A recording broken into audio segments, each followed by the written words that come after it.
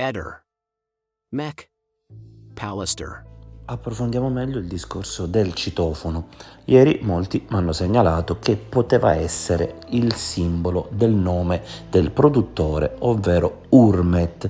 Abbiamo fatto subito una ricerca e Hurmet in linea di massima usciva con un logo scritto in orizzontale, come vedete.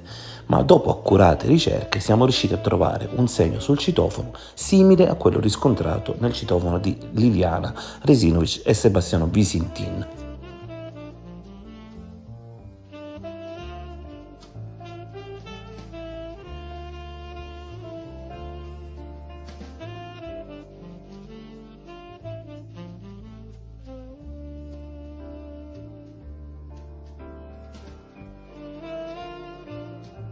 Come vedete, Hurmet è scritto in modo speculare.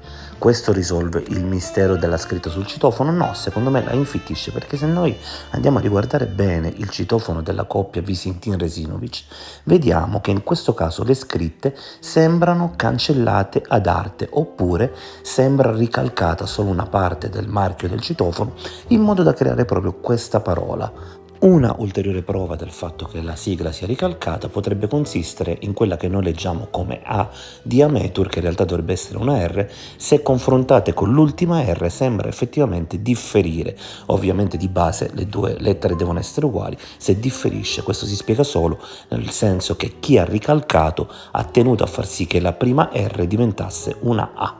Chi può lasciare dei simboli o delle incisioni sui citofoni? Ovviamente sappiamo che zingari, rom, eccetera, usano una determinata simbologia per fare rapine, per introdursi negli appartamenti. Approfondiamo un attimo questo argomento. Segni di riconoscimento per furti. Prima di entrare in azione, i ladri effettuano numerose incursioni nei pressi della casa presa di mira, arrivando a utilizzare segni identificativi per pianificare i loro furti. Questi segnali sono riconoscibili ponendo un minimo di attenzione a determinate parti dello stabile. Esiste un vero e proprio linguaggio del furto che può indicare eventuali rischi, potenziali guadagni, fattibilità dell'impresa, il momento della giornata o della notte ritenuto più adatto per lo scasso. Questi segni identificativi del furto fungono non soltanto da promemoria per il malintenzionato, ma anche da orientamento per i complici. Si può dire quindi che esiste un vero e proprio codice dei ladri, comprendente simboli universali. Avere idea della loro esistenza e saperli identificare può aiutarti a prevenire i furti in casa, sebbene solo i vantaggi di un antifurto casa completo e professionale possano mettere davvero in sicurezza la tua abitazione. Segni dei ladri sui citofoni. Il citofono rappresenta il mezzo tramite cui gli abitanti della casa si mettono in comunicazione con l'ambiente esterno. È proprio sfruttando questo mezzo che i ladri riescono a carpire alcune importanti informazioni collegate alle abitudini di vita delle persone da derubare. I simboli più comuni dei ladri sono quelli che riguardano il momento giusto per entrare nell'abitazione e che utilizzano le lettere maiuscole dell'alfabeto. M indica il mattino. AM indica il pomeriggio. N indica la notte. Spesso accanto a questi simboli è possibile osservare anche le iniziali dei giorni della settimana durante i quali è preferibile entrare in azione. Generalmente, D, che significa domenica, è il simbolo più comune. Segni dei ladri sulle porte. Sulle porte i simboli più diffusi sono ancora lettere, ad esempio K, con una stanghetta centrale in più, che indica pericolo, derivante dalla presenza continuativa di persone all'interno della casa. Per suggerire il rischio di incontrare un cane, i ladri disegnano sulle porte il simbolo di una scala stilizzata in posizione orizzontale, che può essere sostituito da un triangolo rovesciato senza base. Spesso è presente anche la sigla di pericolo. Sulle porte di ingresso, i malintenzionati lasciano segnali collegabili alla presenza di dispositivi blindati o corazzati, oppure di sistemi di allarme collegati con le centrali operative. Si tratta di disegni stilizzati che assomigliano ad antenne oppure a croci con un pallino adiacente. Segni dei ladri sui cancelli. I cancelli presuppongono l'esistenza di ville o villette con giardino e quindi di potenzialità interessanti di furto. La simbologia più diffusa è quella di una C squadrata, che indica casa ricca, accompagnata da una X maiuscola, indicante un obiettivo ottimale. Quando il bersaglio è molto interessante, è possibile osservare sul cancello in prossimità della serratura 4 pallini disposti ai vertici di un quadrato. Essi rivelano che l'obiettivo può essere molto redditizio. Un semplice triangolo fa pensare che la villa è abitata da una donna sola, mentre una casa stilizzata che appoggia sulla punta del tetto rappresenta una notevole disponibilità di denaro. Segni dei ladri sui muri. I segni sui muri sono di solito più generici, poiché si riferiscono all'intero stabile e non al singolo appartamento.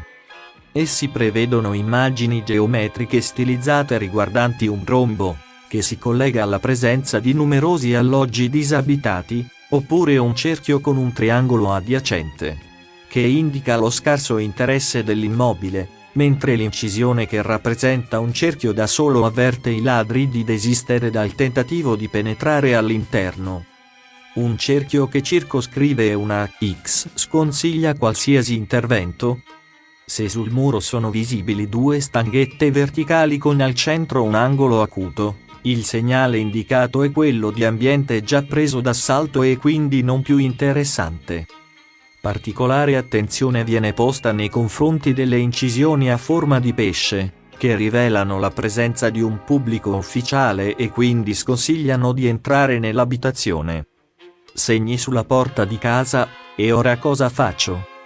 Quando succede di scoprire uno o più segnali in codice lasciati dai ladri sulla porta di casa, è chiaro che l'abitazione è già stata visionata dall'esterno e che attraverso questo sopralluogo il malintenzionato ha già pianificato l'intervento da portare a termine. La prima cosa da fare è quella di sincerarsi che i simboli siano effettivamente corrispondenti a quelli tipici dei ladri, cercandone eventualmente altri nelle vicinanze oppure sui muri circostanti la porta d'ingresso. Come accennato, questi simboli possono essere presenti sui citofoni, sulla buca delle lettere, citofoni e sui cancelli.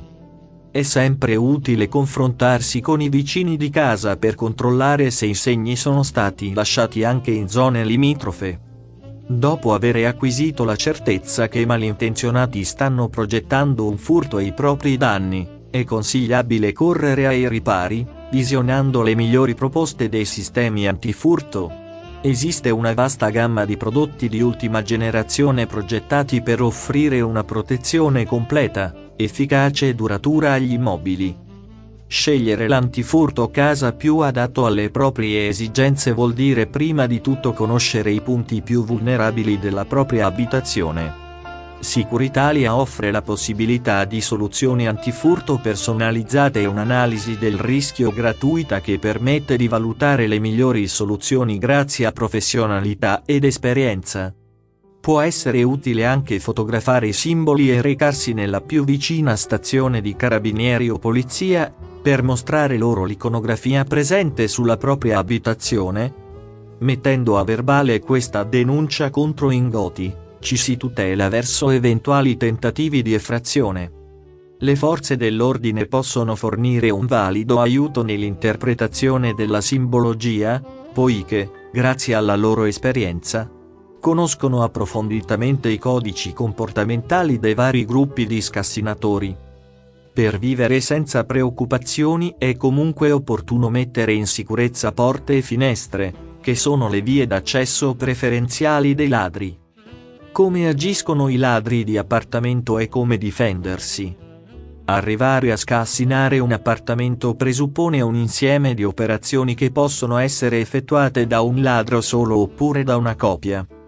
Per la sicurezza della tua casa e della tua famiglia, è opportuno sapere come e quando agiscono i ladri in modo da non cadere in abitudini pericolose. Preoccuparsi della sicurezza della porta d'ingresso.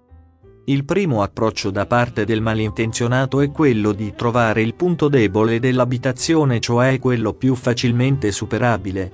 Di norma si tratta della porta d'ingresso, che quasi sempre viene forzata utilizzando chiavi o grimaldelli bulgari, i quali offrono ottime prestazioni non lasciando nessun segno di effrazione. Si tratta di dispositivi capaci di arrivare al centro della serratura per poi aprirla, soprattutto se prodotta prima del 2011, cioè prima dell'introduzione dei cilindri europei, molto più difficilmente scassinabili. Molte serrature anche di porte blindate si aprono con la tecnica del bancomat, che consiste nello strisciare una tessera magnetica in corrispondenza della serratura, la quale automaticamente viene spinta verso l'interno consentendo l'apertura della porta. Con pochi movimenti mirati e precisi è possibile far leva sulla scocca, aprendo la porta, senza lasciare tracce né segni di effrazione. È quindi importante chiudere con le mandate la porta blindata, che da sola non è garanzia di sicurezza. Mettere in sicurezza le finestre. Quando è possibile, e soltanto nelle ore notturne, i ladri d'appartamento possono entrare nelle abitazioni dopo aver effettuato una scalata lungo la facciata dell'edificio, utilizzando in questo caso le finestre come via d'accesso. È importante quindi valutare bene come mettere in sicurezza le finestre dell'abitazione a seconda delle caratteristiche della casa e del luogo in cui si trova. Non lasciare appese le chiavi alla serratura. Quando i proprietari lasciano le chiavi attaccate alla porta dalla parte interna, il ladro può utilizzare una calamita molto potente che dall'esterno riesce a farle girare e quindi ad aprire la serratura senza dover scassinare la porta. In questo caso però il furto si svolge in una casa abitata e quindi più pericolosa. Una volta penetrati all'interno dell'appartamento, i ladri possono agire in diversi modi a seconda del tempo che hanno a disposizione. Essi infatti possono effettuare una razzia disordinata e senza metodo, arraffando tutto quello che capita loro sotto gli occhi, senza nessuna selezione.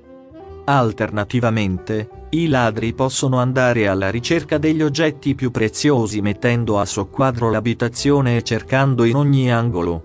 Anche in questo caso il tempo a disposizione è il fattore discriminante sul quale si basano tutti i migliori sistemi di allarme.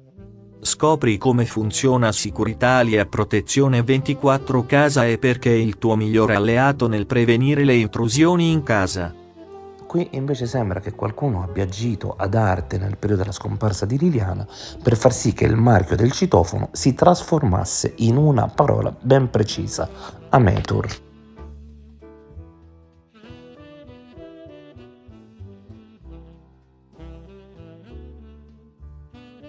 Nel caso del citofono di Via Verrocchio non abbiamo un simbolo, questo ci fa credere che forse l'intenzione in questo caso non sia di rapinare un appartamento, ma che possa essere di mandare un messaggio a una persona o di indicare una responsabilità di una persona in modo tale che qualcun altro non faccia una rapina ma punisca quella persona per una data circostanza che nel loro codice magari la parola Ametur potrebbe rappresentare. Non sottovalutiamo nemmeno l'ipotesi possa essere un simbolo esoterico.